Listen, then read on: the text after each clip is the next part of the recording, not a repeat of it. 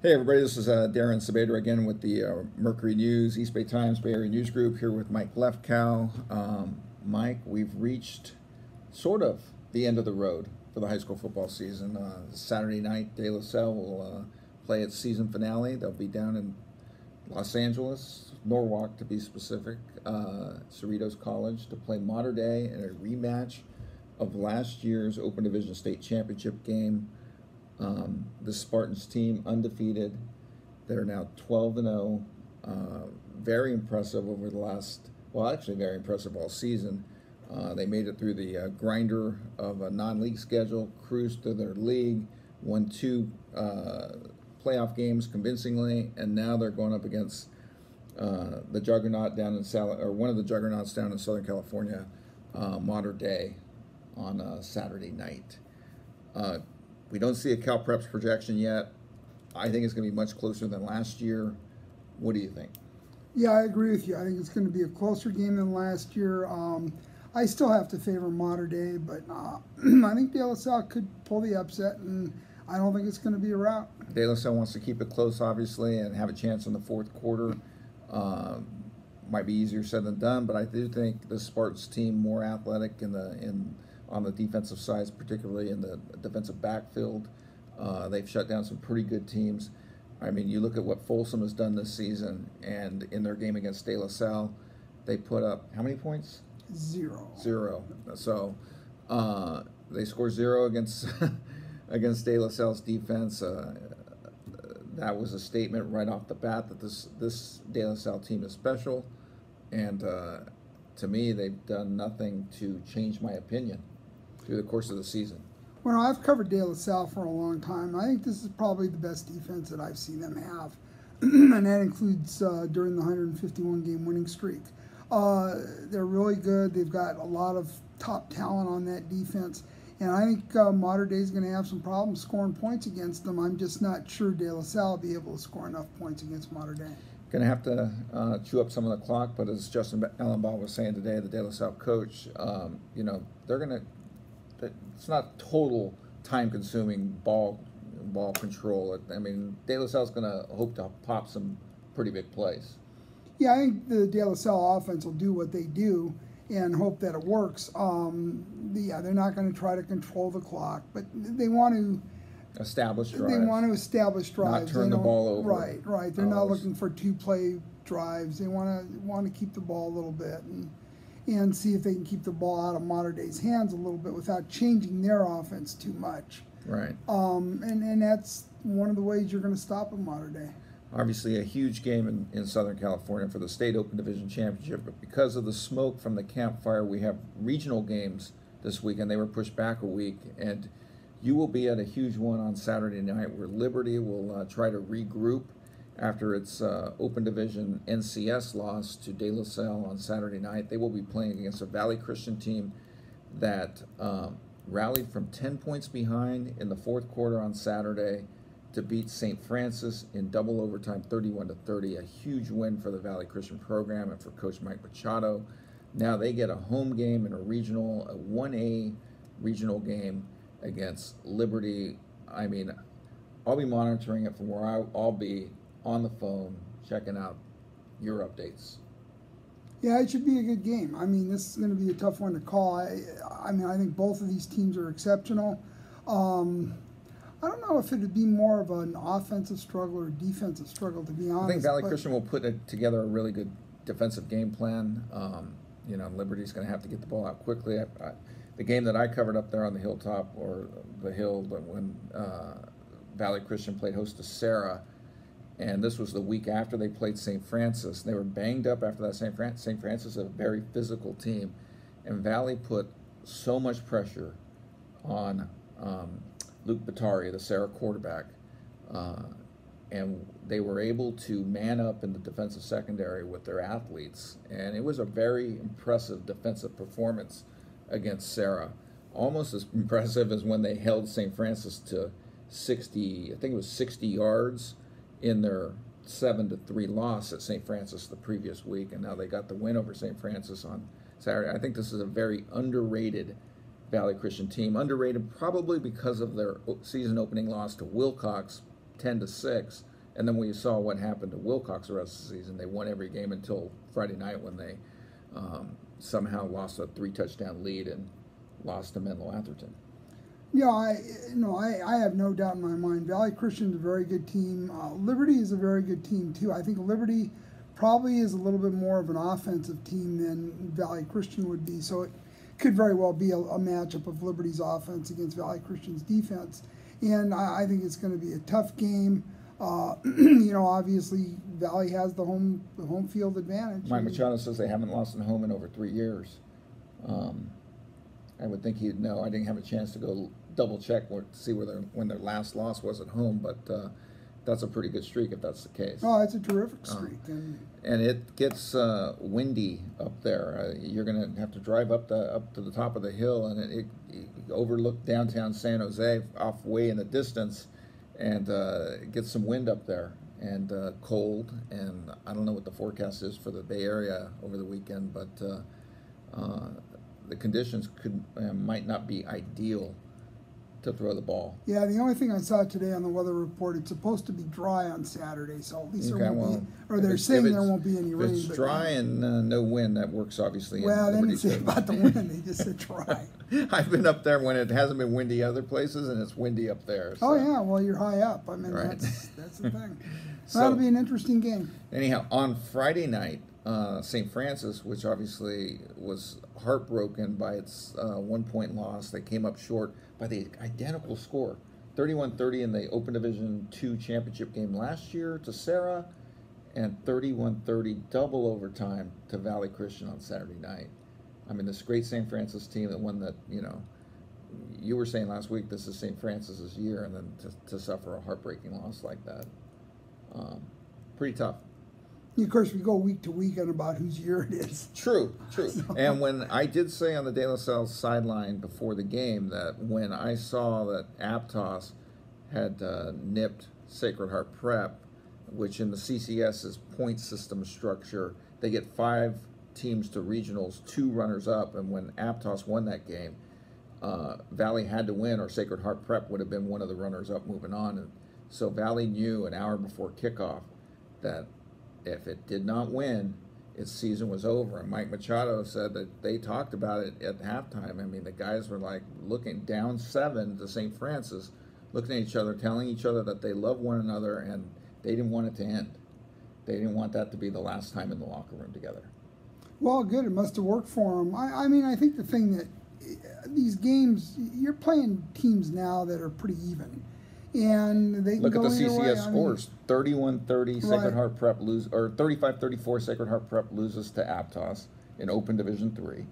31-30 St. Francis loses to Valley Christian double overtime, and 33-28 Menlo Atherton beats Wilcox. I mean, those are 3 incredible scores, 3 incredible games. Right. I mean, again, like I say, the teams are pretty evenly balanced by the time they get here, and you're going to have some close games, and we saw it this weekend, or last weekend. Any doubts St. Francis will regroup? I mean, we know that Wilmer got hurt in that game. Maurice Wilmer, the Colorado commit, got hurt in the Valley Christian game. I'm not sure what his status is. That would be a big setback for the Lancers if he were unable to go. Yeah, I mean, Wilmer is a terrific player, so you hope he can play, but it's going to hurt St. Francis if they don't have Wilmer. And they're going up against a Del Oro team that is coached by the former Liberty coach, Jeff Walters.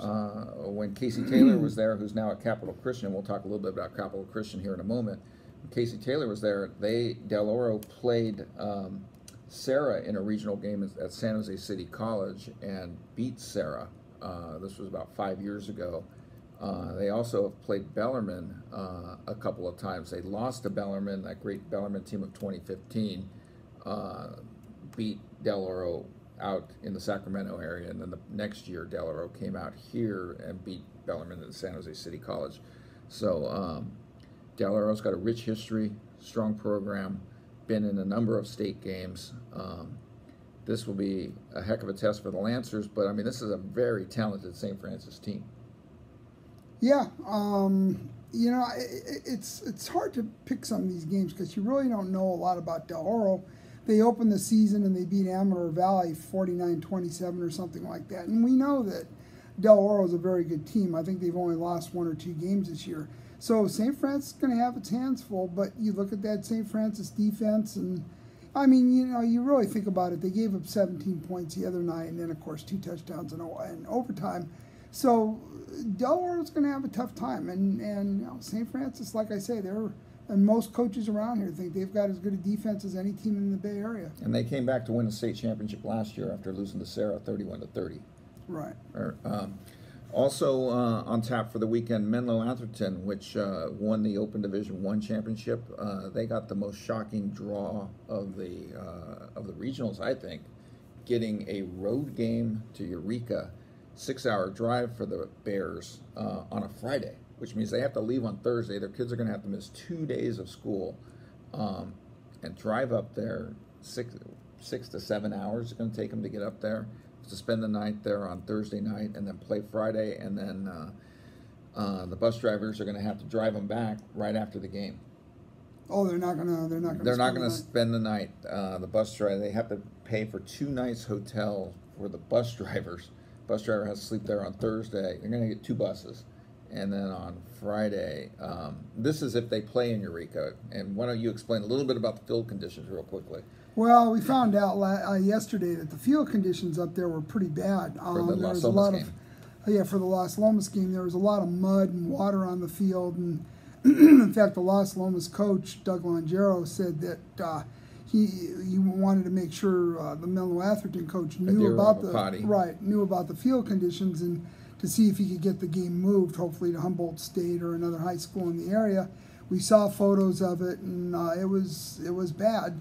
I don't know what's going to happen, but I'll tell you, I was a little shocked when I saw that Menlo was going up there, and that was before I knew about the field conditions. Right, and Menlo wanted to host, but apparently their locker rooms are under construction. The athletic director said that they don't have showers, which is as criteria for to host a game, especially for a team driving 6 hours. They need a place for these players to shower after the game. Menlo Atherton doesn't have that, but apparently he was telling me that Humboldt State also doesn't, they allow people to use the field, but they don't allow people to use the locker room. So there's an issue there. CIF, I'm sure, is working this out. They expect to know, Menlo Atherton said expects to know by Tuesday what's going to happen. The athletic director said it would be a long shot to move the game back to the Bay Area. My suggestion is they should move the game to Santa Rosa, which would be a 2-hour or so drive for MA and a 4-hour drive for Eureka, which I think would be doable to not have to spend the night for either team. If you play it, heck, I would even play it on Saturday afternoon in Santa Rosa or Saturday late afternoon, and maybe like a 4 o'clock kick or something like that. Get a little creative, not stick to the 7:30 on Friday, 6 o'clock on Saturday start times. I mean, sometimes you got to have some flexibility. Well, it would, I think a Saturday afternoon game in Santa Rosa would be ideal. 3 o'clock, 4 o'clock? Even 1 or 2 o'clock. Well, that might be a little early for Eureka to have to drive 4 hours down and then play. Well, they would stay overnight maybe. But if you're trying to save money. Okay, if you're trying to save money. If they play but, like 4 o'clock. Yeah, that would be 5 fine. o'clock even. Sure, and then after the game, they could drive home. It'd be a long day, but hey, these are teenagers. They'll handle it. Right. So we don't know. I'm pretty sure the game's going to be in Humboldt County. Don't know for sure, but we will be following that or monitoring it through Tuesday and Wednesday to see what's going to happen. Another surprise development is Wilcox, the team that Menlo Atherton beat on Friday night. They got a home game against Capital Christian of Sacramento, which I think expected to host a game, but the Sac Joaquin section commissioner, the commissioner that governs Capital Christian, made a tough decision. He decided that they were not going to host a game because of misbehavior in their section championship game. I talked to him today. He said a player was ejected from Capital Christian, and they've had all sorts of problems. Not Capital Christian, but the Sacramento area has had all sorts of problems this season with conduct on the field. And he warned teams before the playoffs that it was not going to be tolerated any longer. and one of the kids was showboating for Capital Christian in the championship game, gets himself ejected, and the commissioner took a stand and says, no, you're not going to host, and now this team is going to go on the road to play Wilcox. Well, still a bad call. I'm sorry. It was a bad call on the Sac Joaquin section's part, or the commissioner's part. I mean, first of all, okay, yeah, there's been some misbehavior up in Sacramento, and I'm not saying that you should just forgive it. But the thing is, showboating is not violence. It's showboating. And even if the kid was ejected, I didn't hear about any reports of violence. I just heard the kid was showboating. Showboating, for one thing, is subjective. And, I mean, to me, that's kind of a harsh punishment for a kid showboating. I mean, yeah, it's fine. You yell at the kid. You kick him out of the game. Maybe you even say he has to miss the first half of the next game or something. But, I mean, let's be serious. I mean, you know, Capital Christian should have had the home game if they were the team that had the better record. And I think this was just a bad call by the Sac Joaquin commissioner. Well, anyhow, so Wilcox is going to be at home on Saturday night. We also have McClymonds. Right. McClymonds will be in a regional game. They will be playing on the road against Aptos. And that, I believe, is Saturday night. Aptos had a huge win over Sacred Heart Prep, coming back in the final minute to win 35-34. And we all know what McClymonds has done this season. After a couple of losses early to Liberty and Palo Alto, they cruised once again through the Oakland Athletic League. Do you think they're going to have a tough time against Aptos as they bid for 3 consecutive state championships? Well, I think one of the things that probably hasn't been written too much is that McClymonds quarterback Quan Green is out for the season. He got injured. Well, that's a tough loss. And it is a very tough loss. I mean, this kid not only is the quarterback, but he is a defensive end. He's like 6'4", 235, terrific athlete. I think McClymonds is going to be hard pressed to beat Aptos. I mean, this kid is, you know, anytime you lose a quarterback, it's a real tough loss. They have a good young player who's replacing him, but I'll tell you what, I think McClymonds has a real tall task. Really well coached team. They're going to be playing at home on the coast. That's going to be a tough game for McClymonds. Hey, we touched on a couple of these games, but we didn't talk about the matchups themselves. Menlo Atherton going to Eureka. Eureka's undefeated, coming off 21-0 win over Las Lomas in the Mud Bowl on Saturday night. I'm not sure where the game's going to play. Well, let's just assume it's going to be on turf. And Menlo Atherton sky high after rallying from 21 down to beat Wilcox 33-28 in the CCS Open 1 final. I think Menlo Atherton, I have not seen Eureka, but Menlo Atherton is loaded with talent. I got to think they're the favorite in this game. I would pick Menlo Atherton to win, but I would not be surprised if Eureka wins, does. Right. They're just hard-nosed kids, I'm sure. Well, and Las Lomas was 12-0 going into that game. It's a tough trip. It's a 6-hour bus ride. It's a totally unfamiliar venue.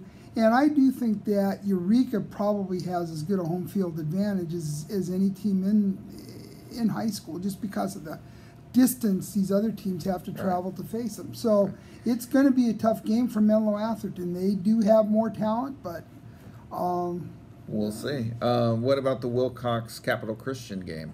Wilcox will be at home. Obviously, heartbroken that its undefeated season was derailed on Friday night, losing a 21-0 lead and they still had a 2-touchdown lead in the fourth quarter, and they lose by 5. What do you think Wilcox's mindset will be being on its home field against Capital Christian? I think Wilcox's mindset will be just fine. No, I mean, seriously, kids bounce back quickly from stuff like that. I mean, yeah, they were heartbroken they lost the game, but yeah, again, they're teenagers. They'll bounce back quickly. It's a minor setback, and if they if they beat Capital Christian, no one's going to remember what happened the week before. We don't only have regionals this weekend. We also have North Coast Section championship games. Oh, we do. Yes, we do. Some teams, well, actually almost all of them except Cardinal Newman, decided they did not want to do a coin flip. 2 weeks of playoffs were wiped out because of the campfire, and the NCS could not complete its schedule. playoff schedule in time to have teams ready for the regionals this week. So they gave the teams the option. Of course, it took both finalists to agree, and the only finalist that said, nah, we want to take our chances with a coin flip was Cardinal Newman. And I don't think Paul Cronin called you to ask you what to call, because you were perfect last week, including a Cardinal Newman win. 3 for 3. You picked Cardinal Newman's right coin. You picked it, and they won on your flip, or my flip, your call. But when Gil Lemon flipped on Sunday, they didn't call you to ask, and they lost. They picked heads, and it was tails. So now their season's over. Eureka advanced, and now Menlo Atherton has to go to Eureka. Yeah, the strange world.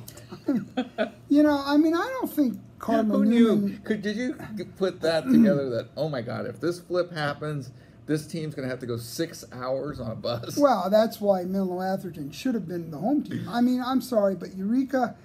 Hey, listen. They were a coin winner. They're undefeated. They've had a great year, but they were the number 2 seed when they won the coin flip. Then I thought Menlo Atherton. Menlo Atherton was a 2 seed in the CCS playoffs, but they played on the field and they won. Right, and for that reason, I thought Menlo Atherton took a lot of skill to watch Cardinal Newman call the heads, and it landed tails. But again, Cardinal Newman did nothing wrong by taking that option of the coin flip. They were the number 1 seed. They wanted to go to, they wanted to play for a state championship as opposed to a section championship. And hey, all power to them.